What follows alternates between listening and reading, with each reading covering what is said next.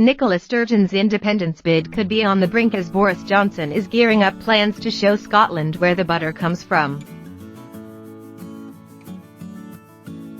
On Wednesday, the Chancellor has announced that his budget provides an additional £2.4 billion to the devolved administrations in 2021-22 through the Barnett formula, with the Scottish Government getting a £1.2 billion funding boost.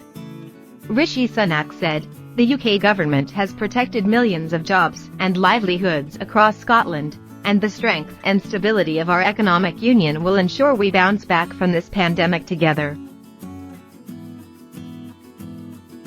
This budget will ensure the people of Scotland continue to be supported through our plan for jobs, committing more than £1 billion in extra investment and funding to help fuel the UK's recovery."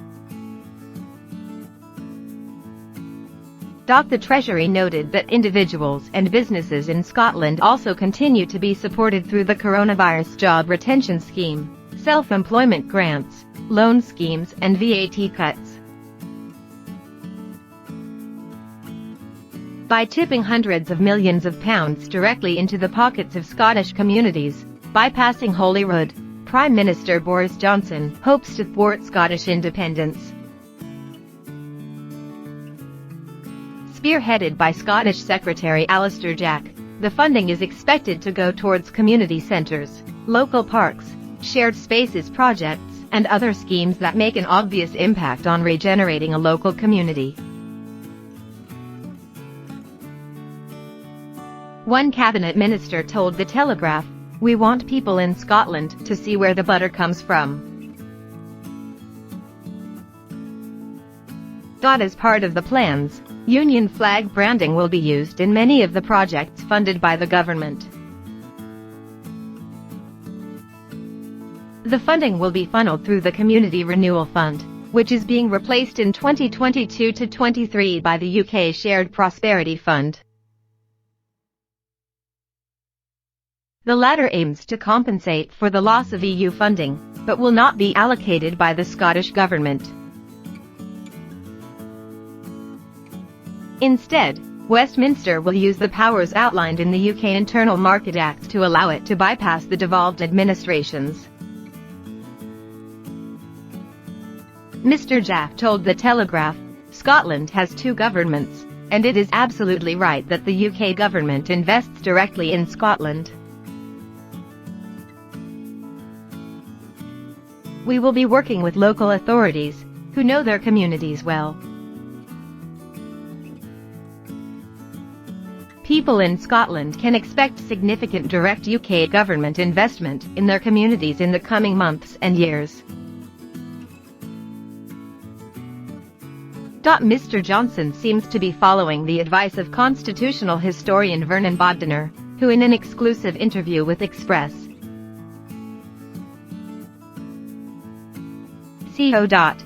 suggested the Prime Minister could rule out Scottish independence forever if he helped Scotland with some of its devolved powers.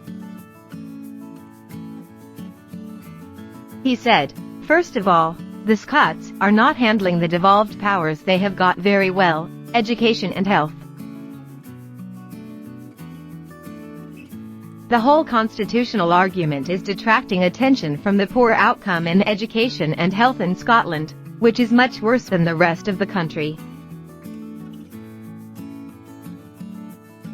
They haven't adopted the reforms of both New Labour and the Conservatives.